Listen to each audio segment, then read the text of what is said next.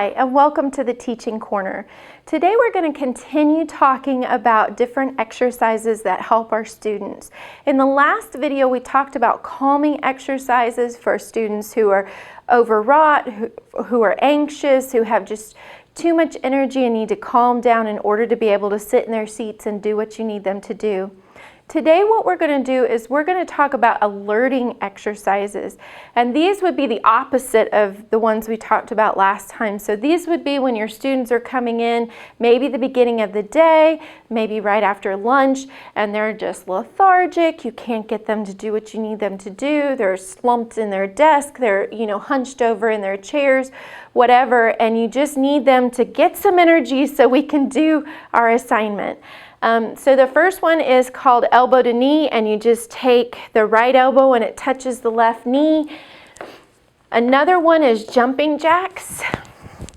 So this one's interesting because oftentimes I find that kids, especially some of our younger ones, can't do jumping jacks, or they'll go like this, or like they just don't know what to do. So if children are having a difficult time and can't do a full jumping jack, I tell them star, straight, star, straight, and then over time you can get them to a full jumping jack. But it also is a good indication of whether or not their right and left side of the brain are working together if they can't do the full jumping jack. Another one is to have our students spin, so they can spin to the right and then spin to the left. Make sure if you do this one that they spin the opposite direction as well, so that you get the equilibrium back in order. Then you can do galloping. So that's where the student puts one leg in front and then they bring the back leg towards it, and then you can do the other way. I would often have my students do this around the room. Skipping is another thing that is good for students. It's a very good indication sometimes as to whether or not the right side and left side of the brain are working together. Some students are able to gallop or keep one leg in front, but skipping is very hard for them because they need to go from one leg to the other. So skipping, you would have right, left, left kind of thing. And oftentimes I would have my students do that around the room.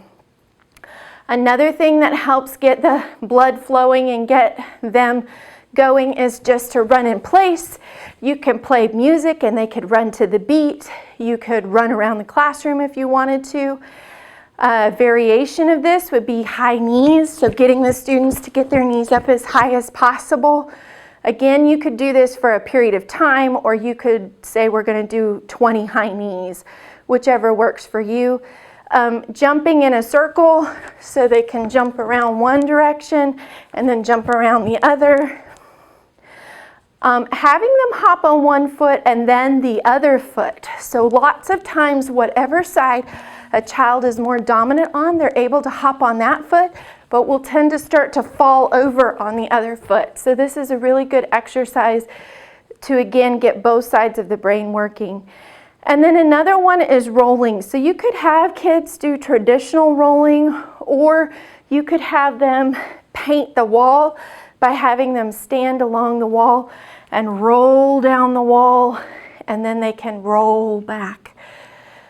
And you could have students doing this as they're walking down to their classroom if you're taking them for one-on-one therapy or tutoring, or you can have students do this in the classroom as a brain break. So I hope that was helpful. If it was, please like and share, subscribe, and I'll see you later. Bye.